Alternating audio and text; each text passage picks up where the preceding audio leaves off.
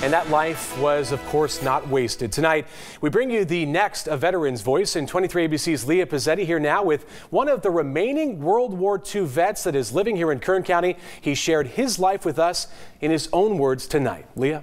Yeah, Tim, World War II is a war many of us know from reading about it in textbooks. This veteran lived through it. He opened up to me about what that period was like, including the time he spent as a prisoner of war. In a quiet home, Jim Wilson lives an even quieter life, drinking 2 to 3 cups of coffee a day. Inside his house, little hints at the life he's lived. Outside his home, a much bigger hint. 2 flags, one for his country. It's the Army, but it's something else. It's a second home for me. The other, the sacrifice he made for his country. I will say very little on the war, or very little on the POW camp. It's better unsaid. But Wilson did share brief glimpses into his perspective of World War II. He says he fulfilled his lifelong dream of enlisting in the Army at age 18 in 1940, proudly noting he was not drafted. My first cup of coffee was when I was in the military. He found friends and his calling with the military. His service took him around the world, then ultimately to Germany. The things I saw, you never lose them.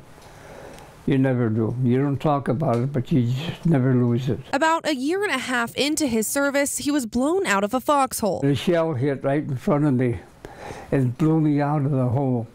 And that's when I come up with no hearing and the bad back. The injured soldier was then taken prisoner. There, he says he didn't get proper medical help. He also didn't get much food. 1 meal a day, soup. Once in a while, we find a little piece of meat in the soup.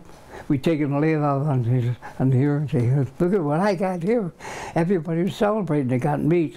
But that didn't happen every day. It took 3.5 years to be rescued. When he was finally saved, I think I came out of the weighing about 70 pounds. 50 pounds lost.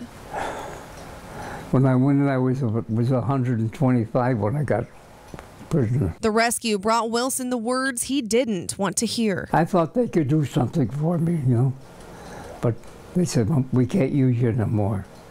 My home was gone. Forced to say goodbye to his lifelong dream. I'm almost crying right now. The soldier was medically discharged. Now he's decorated with medals, staying humble, saying he doesn't focus on the recognition because a lot of those memories from his 5 years still haunt him to this day. I'm still living with it, and I'll live with it till the day I die. I have flashbacks every so often. He says they keep him awake through the night. It could be 1, 2, 3 o'clock in the morning. I'll wake up in a cold sweat. Sometimes I'll yell. I'll holler at some guy. But even through that pain, he never regrets his service. Still proud. This is the greatest country in the world. It always will be. His 2 passions staying the same since age 18. I love my coffee and I love my country. And he loves every additional day he's blessed to live. I just live from day to day. I never plan too far ahead. No, 95, you know, could happen today. But I don't think about it. It's just when it comes, it comes. Enjoying his time as long as he can. So cute. I'm obsessed with him. He's a sweetheart. He is. His He's laugh. Yes, he has a good sense of humor still, despite everything that he's been through. Wow. Yeah, and you can tell he's also one of those people who, he's 95 years old, but he's very mentally there. So sharp. Yeah, very sharp as a tack, and he's cracking jokes, loves his coffee. He's a great character.